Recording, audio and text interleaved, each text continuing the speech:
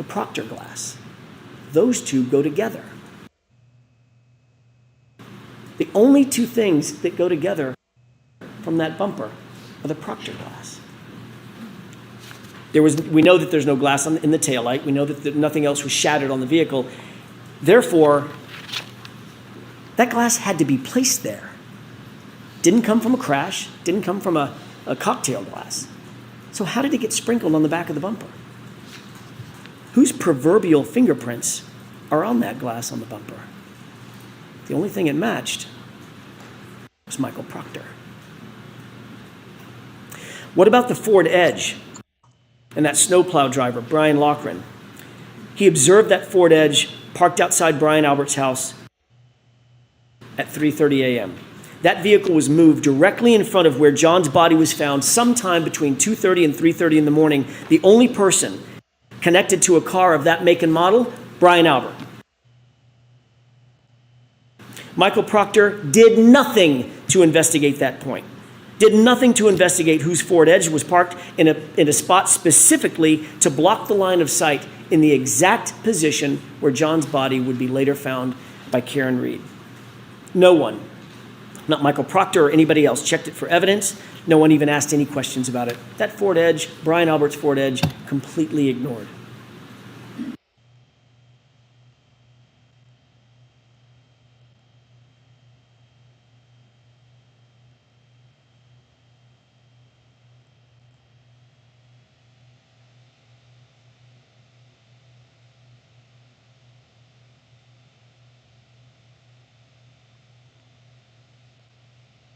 Michael Proctor failed to interview obvious witnesses in this case. Why?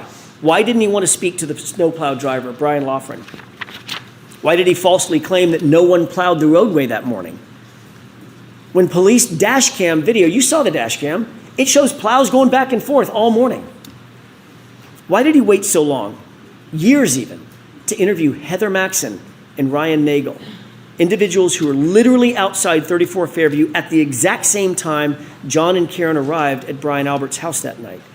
Brian Loughran, had he been investigated or interviewed, would have told Michael Proctor that he drove past the lawn multiple times on January 29th, and there was no body on the lawn.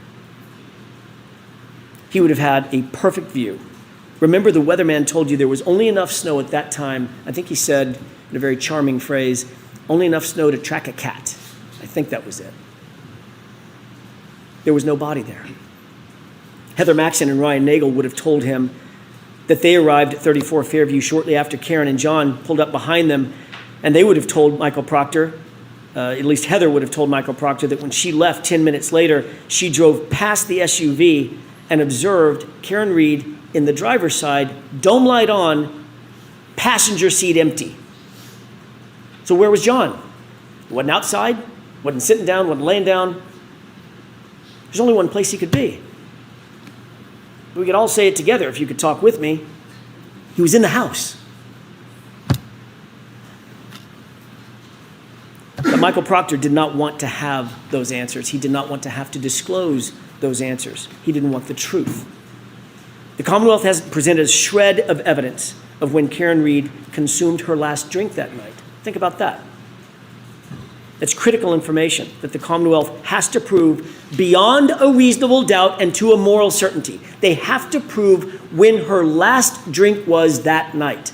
They have to prove it. We don't have to prove or disprove anything. Every single witness who was asked and who had an opportunity to observe Karen that night said the same thing. She wasn't drunk, she wasn't stumbling, she wasn't slurring her words. She was, in the words of Ms. Kolakithis, completely normal. Even Jennifer McCabe, grudgingly, had to admit that fact. It's on video. Instead, they used Yuri Buchanan to try to come into court and count sips of alcohol, which he admittedly got wrong. According to Ian Whiffen, the Commonwealth's own expert, the location data, using location data on John's phone, showed Karen driving lawfully. She was driving safely. She was under the speed limit. She was slowing and stopping at stop signs, slowing around corners. And Ryan Nagel corroborated that when he saw her make that left-hand turn onto Fairview.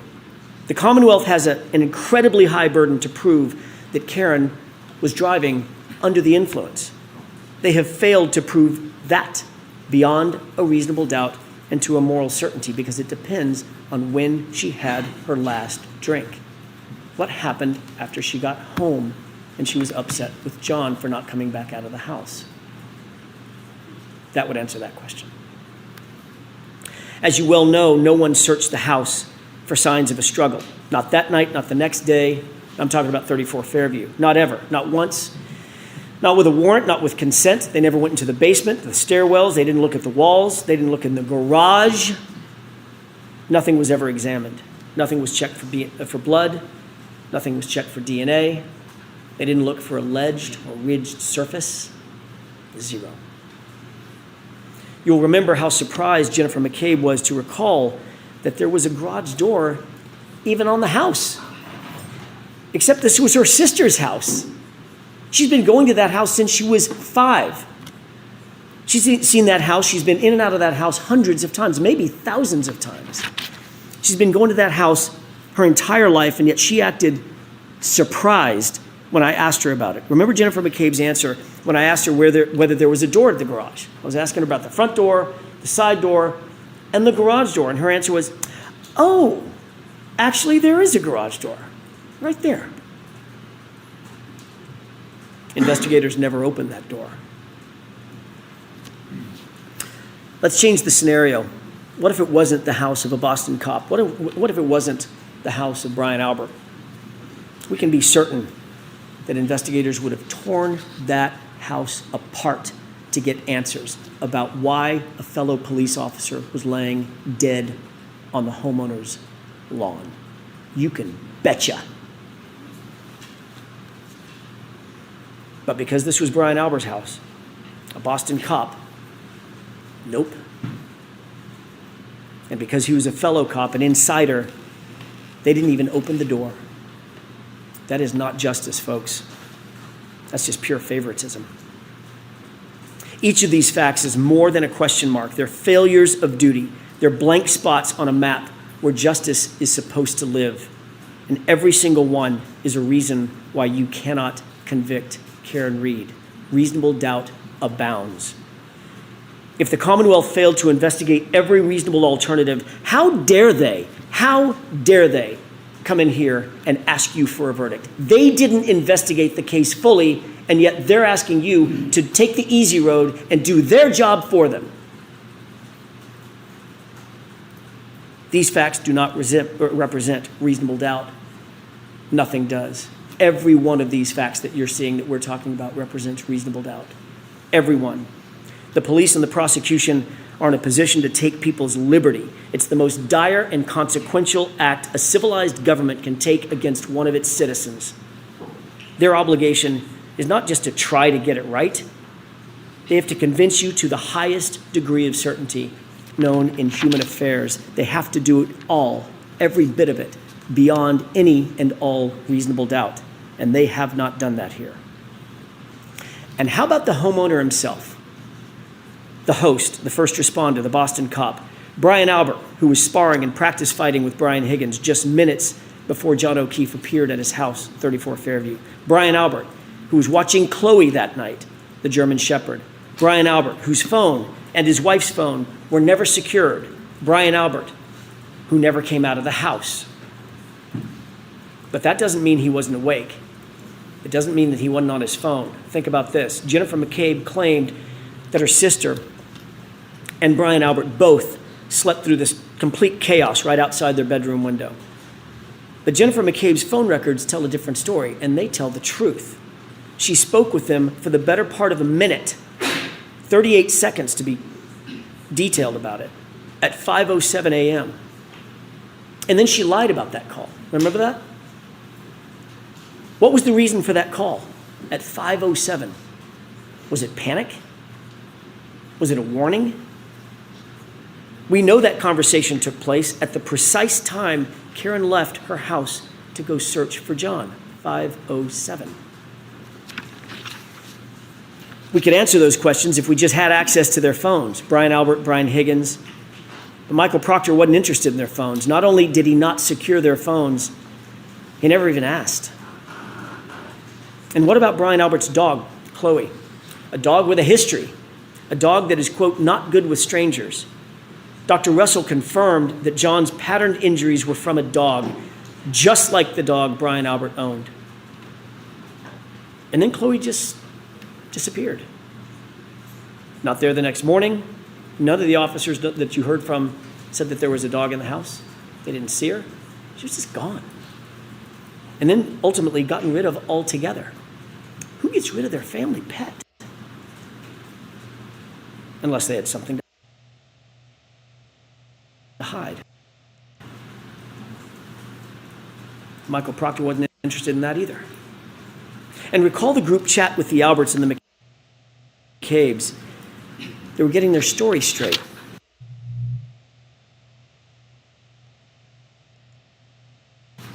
Matt McCabe, whom the Commonwealth did not call in this trial, instructed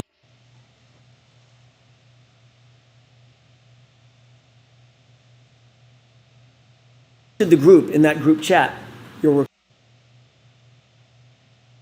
recall, tell him to say the guy never came in the house. Think about that exact quote. Tell him to say the guy never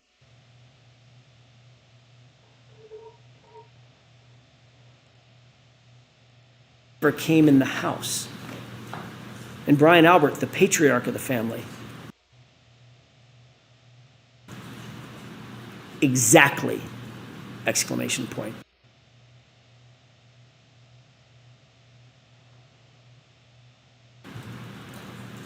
He blessed it.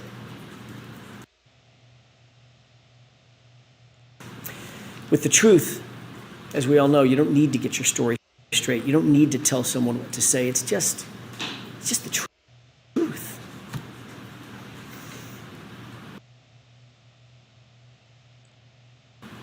And what about the Google search?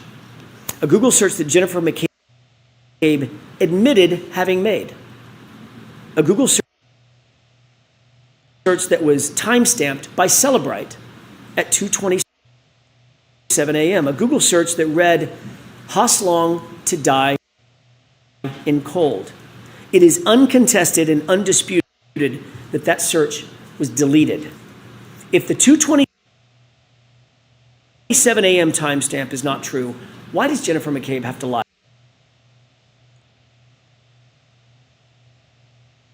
about it? Why delete it? If the 2:27 a.m.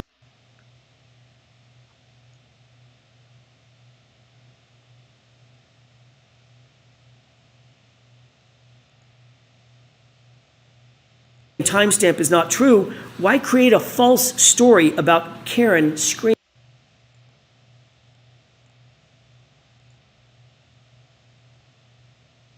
ghoul hypothermia? That's just a fabrication. That's just a made-up fact.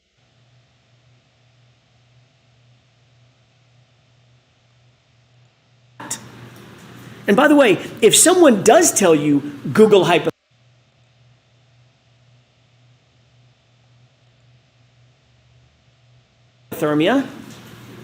why would you Google how long it takes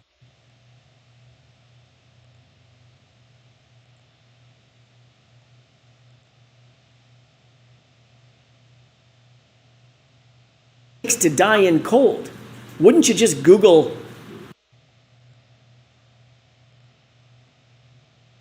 hypothermia?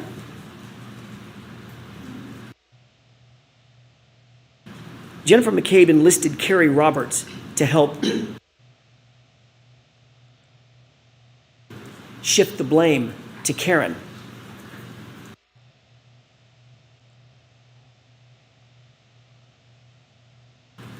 Why go to that much effort unless you're trying to cover for something?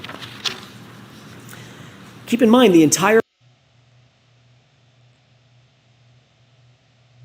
foundation, entire foundation of her claim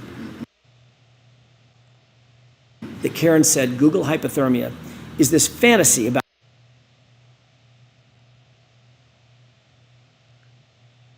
Karen screaming it at the location, at the scene. That's her entire excuse. But that story went completely off the rails when Carrie Roberts admitted that she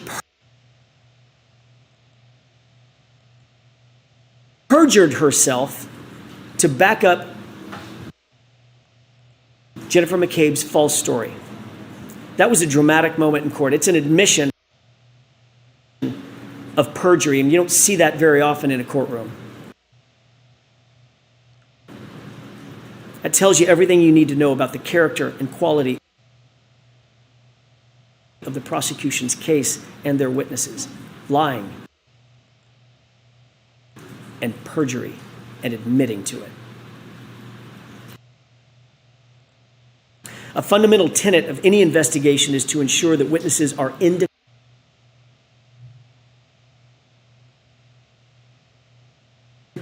and not influenced by other witnesses. You start by separating the witnesses. Michael Proctor did none of that in this case. And we see the results. Think back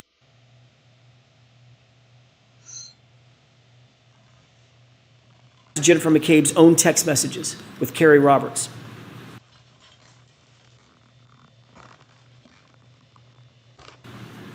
About Carrie Roberts,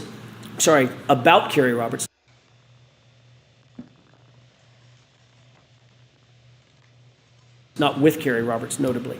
What Carrie Roberts didn't know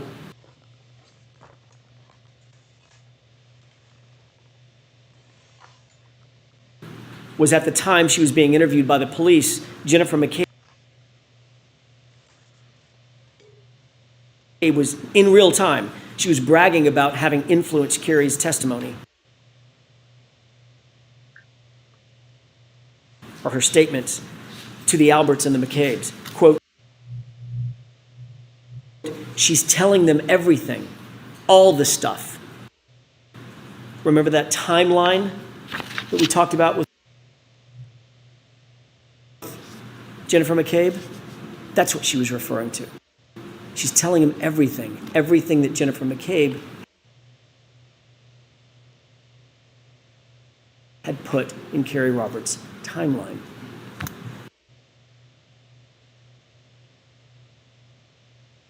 The Commonwealth wants you to believe that Karen Read made a statement at the location, at the scene. I hit him. I'm sure you'll hear that from the prosecution in their final arguments. But their own witnesses contradict that. Jennifer McCabe admitted on cross-examination that her very first statement to law enforcement, her first statement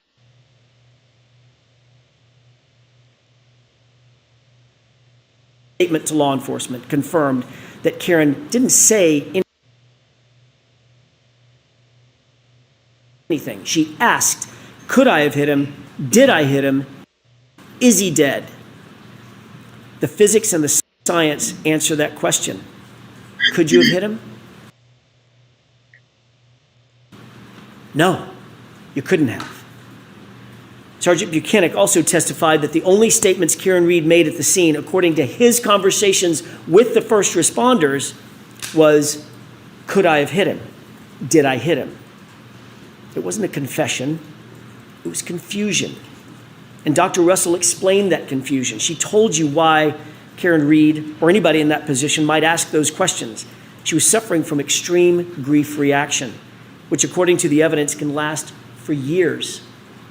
Even her medical records confirm that diagnosis. It's common to ask those questions in grief. It's common to ask those types of questions in shock. You're trying to make sense out of the nonsensical in the moment. And the Commonwealth has tried to twist those words into a confession. There is no evidence that any officer at the scene ever heard Karen Read say, I hit him. Not a single police officer at the scene came in to support the Commonwealth's claim. It's not on video, it's not on audio, it's not in a single police report, it's not in a single EMT or EMS report. Nowhere. The fact is, Karen never said, I hit him. You saw the video. Multiple officers were right there. She simply never said it. What did Jennifer McCabe do and not do when she got to 34 Fairview? She would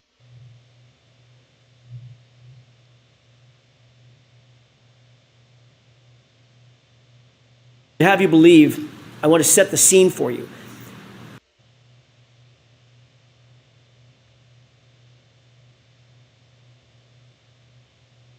That she's confronted out of the blue with John O'Keefe's lifeless body. Her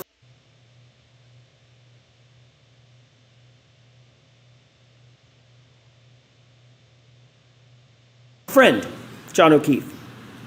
He's bruised and battered, he's bleeding.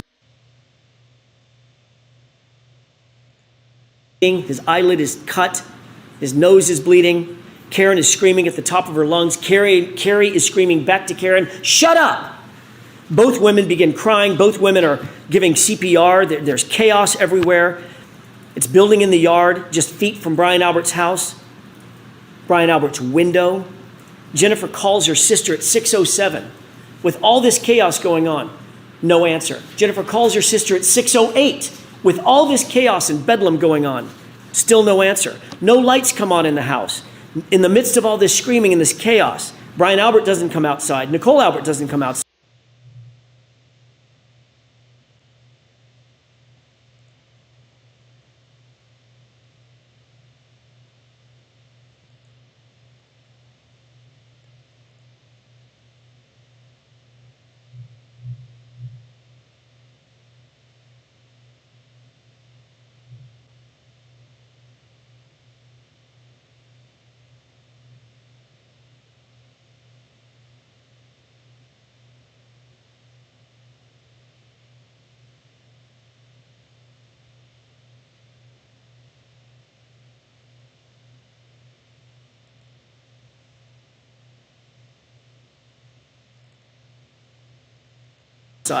During this maelstrom.